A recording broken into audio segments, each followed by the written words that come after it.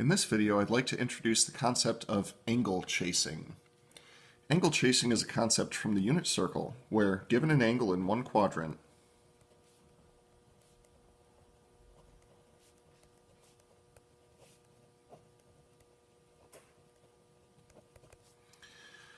determine an angle in another quadrant with the same reference angle.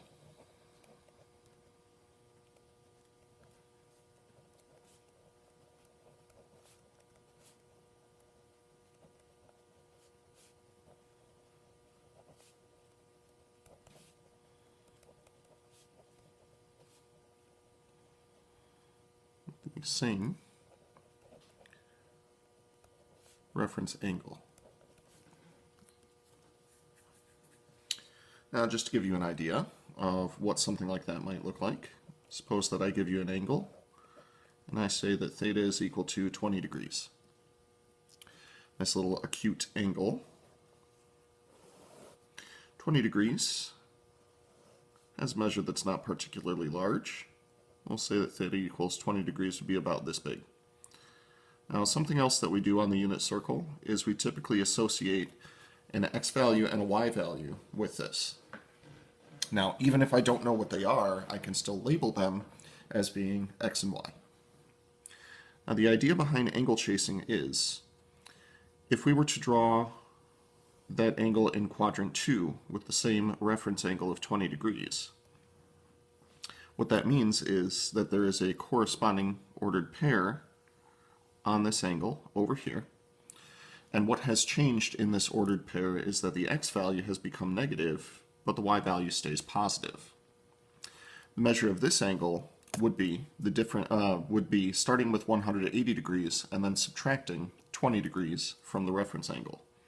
So over here, this would be 180 degrees minus 20 degrees, for a total of 160 degrees. Now, if we were to take this into quadrant 3, then once again there would be a corresponding ordered pair down here in quadrant 3.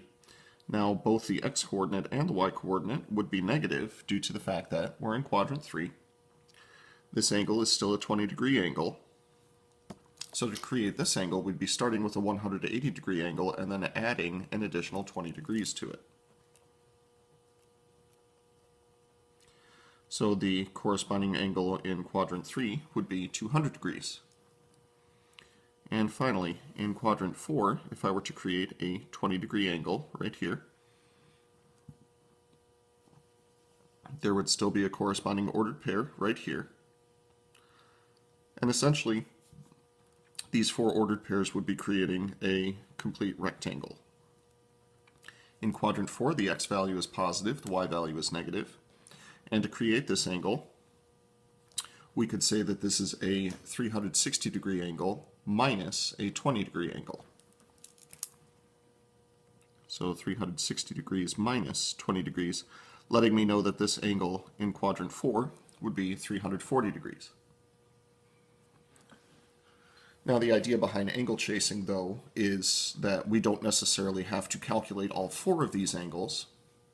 Not to mention that angles could also be coterminal to any of these angles. So we could also technically say plus 360 degrees times k for any of these angles, where k represents any integer, positive or negative. K is an integer.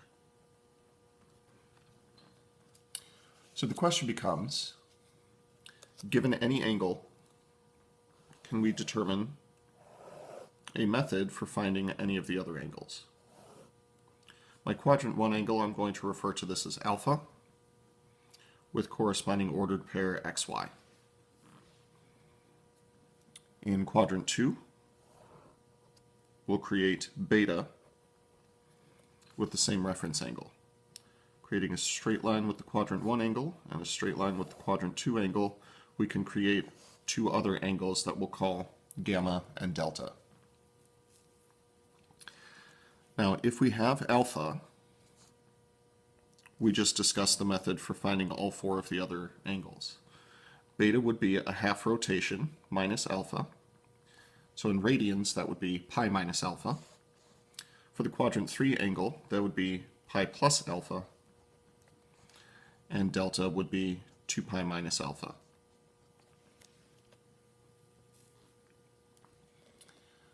Now, if we were given a different angle, however, there would be all sorts of methods for finding these angles.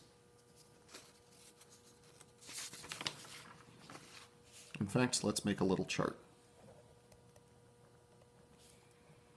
Given alpha, alpha would be alpha, beta would be pi minus alpha, gamma would be pi plus alpha, and delta would be 2 pi minus alpha. Now let's say that we were given a quadrant 2 angle. Well, then beta would simply be beta. If I wanted to figure out alpha, I could take this relationship and solve this for beta. Or excuse me, solve it for alpha.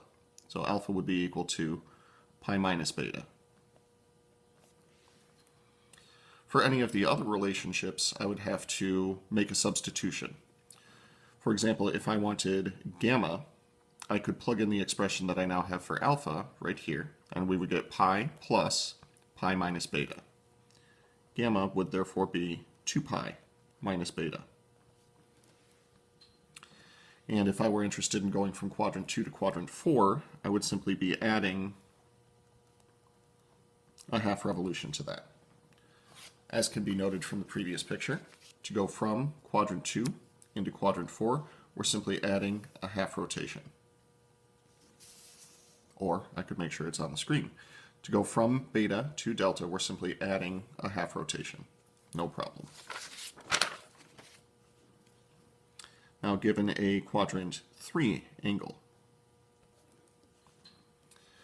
I can solve this one for alpha and get that alpha is equal to gamma minus a half rotation.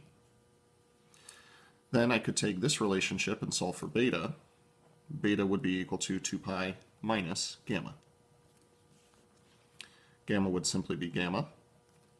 And in order to get delta, I could take this relationship and plug in what I got for beta right here and call this pi plus 2 pi minus gamma.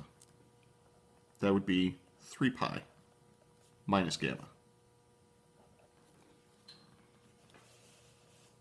And finally, given delta, I can take all of my previous relationships and solve for the appropriate variable. So back up here, solving for alpha, that would be alpha is equal to delta minus 2 pi minus delta.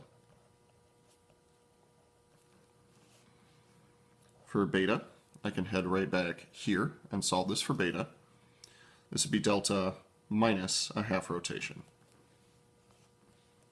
Going back here and solving for gamma, this would be gamma is equal to 3 pi minus delta.